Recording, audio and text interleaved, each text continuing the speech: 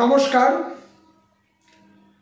Business বাতে সোমনাথের সাথে এই এপিসোডে আপনাদের সকলকে স্বাগত জানাই। বাংলার রাজনীতি নিয়ে একটা বাস্তব জায়গা কিন্তু আছে। সেটা হলো বাংলায় এ পর্যন্ত যে রাজনৈতিক দলই ক্ষমতায় এসেছে না কেন, ক্ষমতার থেকে চলে যাওয়ার পর তাদের ফেরার পথ ততটা কিন্তু প্রশস্ত হয়নি। বিজনেস বাতে সোমনাথের সাথে এই এপিসোডে আমরা বিগত কয়েক মাসে ঘটে যাওয়া ঘটনার একটু পর্যালোচনায় আজকে আসছি। পরিস্থিতি আমাদের কিছুটা বাধ্য করেছে এ ধরনের একটি এপিসোড আনতে।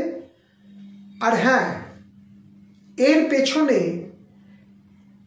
কি পরিমাণ অর্থ, কতটা পরিমাণ অর্থ ব্যয় হয়েছে তা কিন্তু অন্তত সাধারণ মানুষ বুঝতে পারছেন।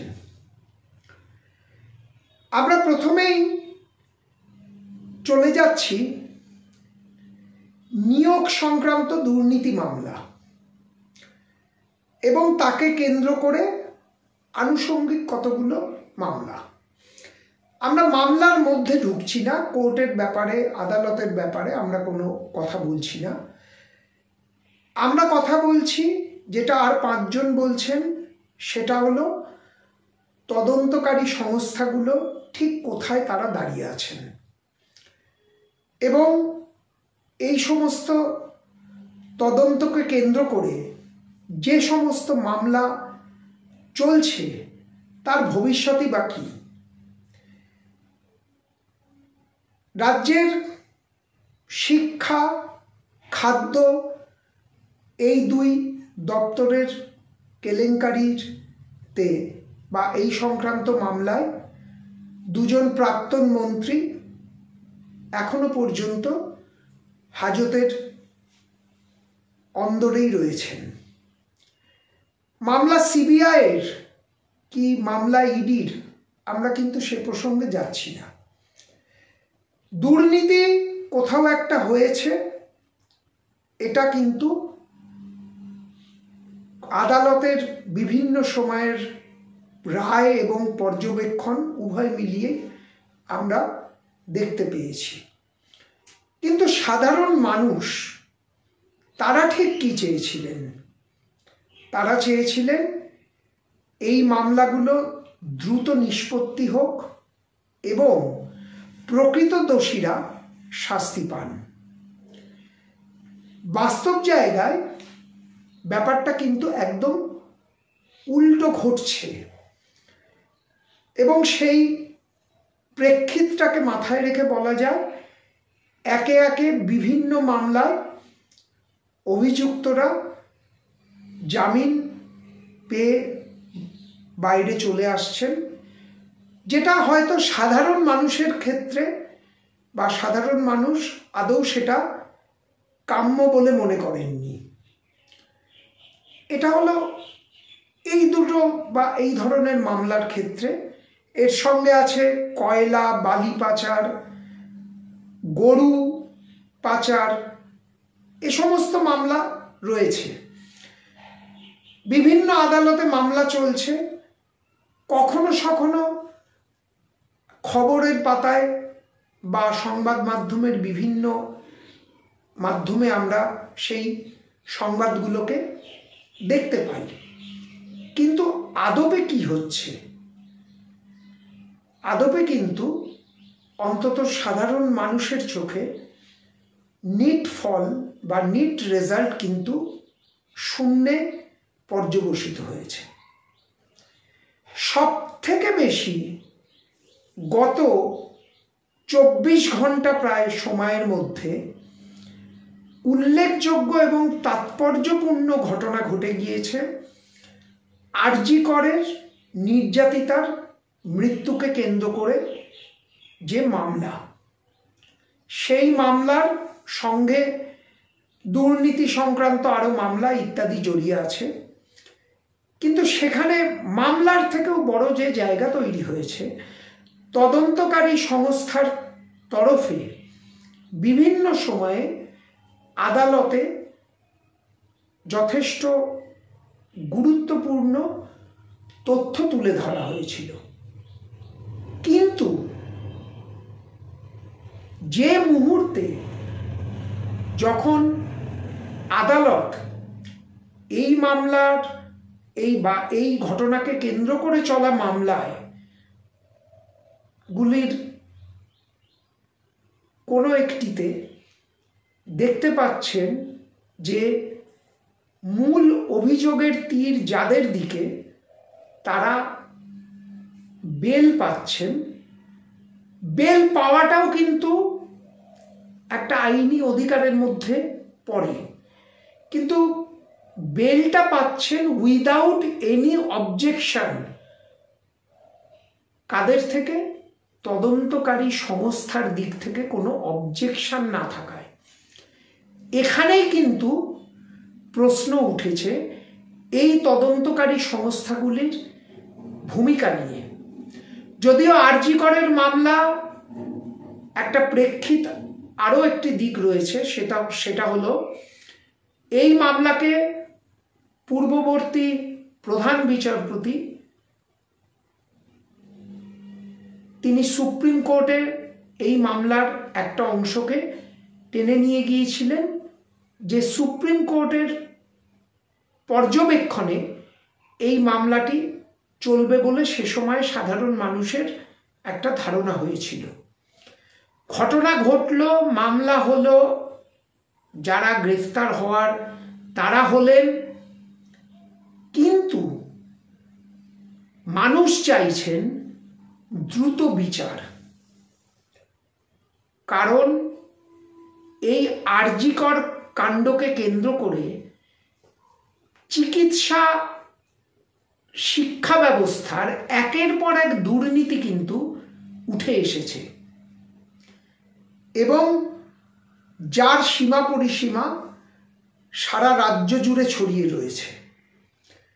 উঠে এসেছে চিকিৎসা ব্যবস্থার মধ্যে একটি নতুন শব্দ, উত্তরবঙ্গ লবি, এবং সেই উত্তরবঙ্গ লবিকে কেন্দ্র করেও জলঘোলা কিন্তু কম হয়নি। গতকাল এই মামলার অন্যতম প্রধান অভিযুক্ত বা অভিযোগের তীর যাদের দিকে এই সমস্ত ঘটনাকে কেন্দ্র করে যে মামলার প্রেক্ষিতে তাদের বেল দেওয়া হয়েছে, তাদের জামিন হয়ে যাওয়াকে কেন্দ্র করেই কিন্তু মানুষ হঠাৎ করে গা ঝাড়া দিয়ে উঠছেন যে সত্যিই কি হচ্ছে। আমি শুরুতেই বলেছি যে রাজ্যের রাজনৈতিক ক্ষমতার যখন পালাবদল ঘটেছে অতীতে, যিনি গেছেন তিনি কিন্তু আর ফিরতে পারেননি ক্ষমতায়। এবং এই যে ঘটনা, অর্থাৎ তদন্তকারী সংস্থার এই যে হাত গুটিয়ে বসে থাকা, সেই সমগ্র ঘটনাটি কিন্তু দিল্লির দিকেও আঙুল তুলেছে। কিভাবে আঙুল তুলছে? কারণ কেন্দ্রীয় তদন্তকারী সংস্থাগুলি দিল্লির নিয়ন্ত্রণাধীন। রাজ্য সরকার স্বাভাবিকভাবেই বা রাজ্যের ক্ষমতাসীন দল বলার জায়গায় পৌঁছে গেল যে এটা তো আমাদের নয়, এবং সে ধরনের স্টেটমেন্ট কিন্তু ক্ষমতাসীন দলের থেকে এসেছে, এবং সেটা স্বাভাবিকভাবেই কাম্য ছিল। কিন্তু আমি সে প্রসঙ্গেও যাচ্ছি না। তাহলে এই একটি ভয়ঙ্কর ঘটনা, তার প্রকৃত পরিণতি তাকে কেন্দ্র করে যে ঘটনা ঘটে গেছে তার মামলার পরিণতি ঠিক কোন দিকে যাচ্ছে। অনেকে বলবেন যে হ্যাঁ, এর মধ্যে তো দুটো মামলার বিচার হয়ে রায়দান হয়ে গেছে, ধর্ষণ সংক্রান্ত মামলা এবং হত্যা ইত্যাদি জড়ানো। হ্যাঁ, হয়েছে।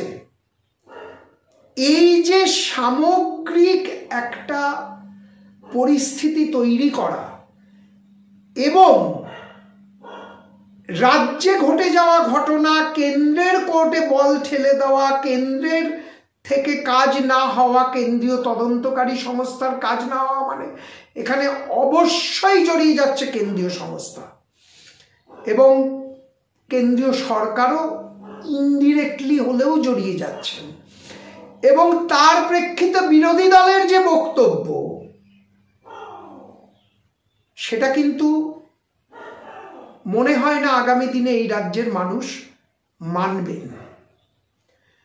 তৃণমূল কংগ্রেস বা মমতা বন্দ্যোপাধ্যায় থাকবেন কি থাকবেন না এই প্রসঙ্গ নয়, বিজেপি বিরোধী দল হিসাবে রাজ্যে কতটা আরো ক্ষমতা ছড়াতে পারবে সেটাও কিন্তু প্রশ্ন নয়। প্রশ্নটা যেটা, সেটা হলো এই একাধিক দুর্নীতিমূলক মামলার ভবিষ্যৎটা ঠিক কি। ইতিমধ্যেই শিক্ষা মহলের একাংশ থেকে অভিযোগ উঠছে যে শিক্ষকদের চাকরি সংক্রান্ত দুর্নীতির মামলাকে যেভাবে দিনের পর দিন টেনে নিয়ে যাওয়া হয়েছে, রবারকে যেমন টানা হয়, সেই টানার ফলে আমরা রাজ্যের মানুষ জানতে পারছি যে কোথাও একদল অযোগ্য শিক্ষক কিন্তু নিয়মিতভাবে স্কুলের অন্দরে ঢুকে রয়েছেন এবং তাদেরকে দিয়ে আমাদের শিক্ষা ব্যবস্থা চলছে।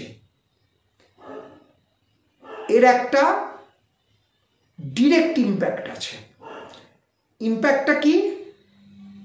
এখানে সেখানে ব্যাঙের ছাতার মতো বেসরকারি শিক্ষা কেন্দ্র গড়ে উঠছে বা গজিয়ে উঠছে, যারা প্রকৃতপক্ষে শিক্ষক নিয়োগের পরিকাঠামো বা তাদের যে শিক্ষা ব্যবস্থা চালনা, সেই চালনার আদৌ কিন্তু কোন নিয়ম নীতিতে চলছেন সেটা কিন্তু সাধারণ মানুষ এখনো বুঝে উঠতে পারছেন না। দ্বিতীয় আরেকটি কিন্তু ভয়ঙ্কর দিক উঠে আসছে, সেটা হচ্ছে এই রাজ্য থেকে একদল ছাত্রছাত্রী ইতিমধ্যেই অন্য রাজ্যের দিকে অফিসিয়ালি পাড়ি দিচ্ছেন। কিরকম ভাবে পাড়ি দিচ্ছেন? কলেজগুলোতে ভর্তির যে চাপ ছিল সেই চাপের কোনো নিউজ আপনারা এবছর পাননি, কারণ কলেজগুলোর অনেক জায়গায় ফাঁকা।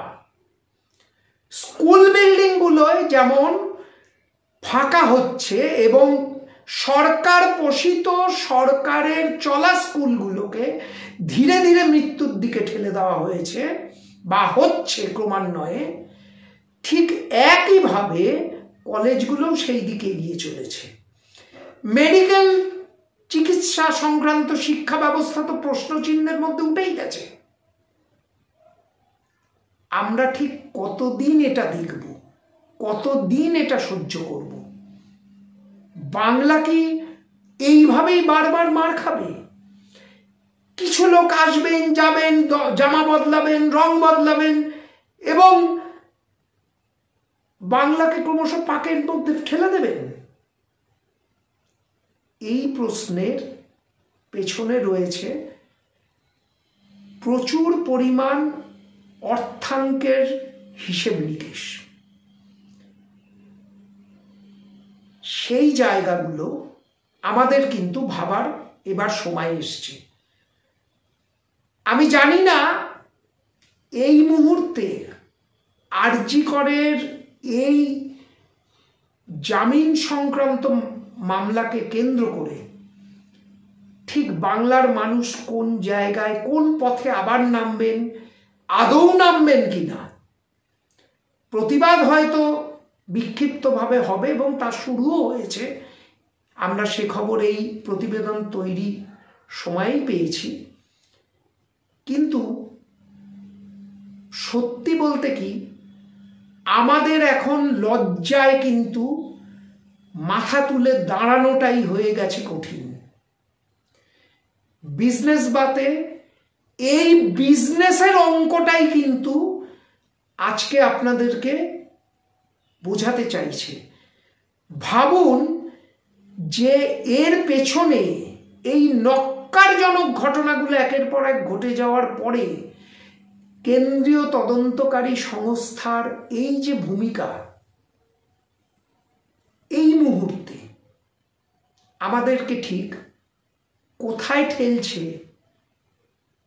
বিশেষ করে বাংলা এবং বাঙালিকে কোথায় ঠেলছে, এটা কিন্তু ভাববার সময় এসছে। আমাদের এই এপিসোড আজকে এইখানে শেষ করছি, কিন্তু আমাদের নিত্য নতুন আইডিয়ার বা আমাদের চিন্তা ভাবনার সঙ্গে শরিক হতে গেলে চ্যানেলটিকে সাবস্ক্রাইব করে বেল আইকন টিপে সঙ্গে থাকুন। নমস্কার।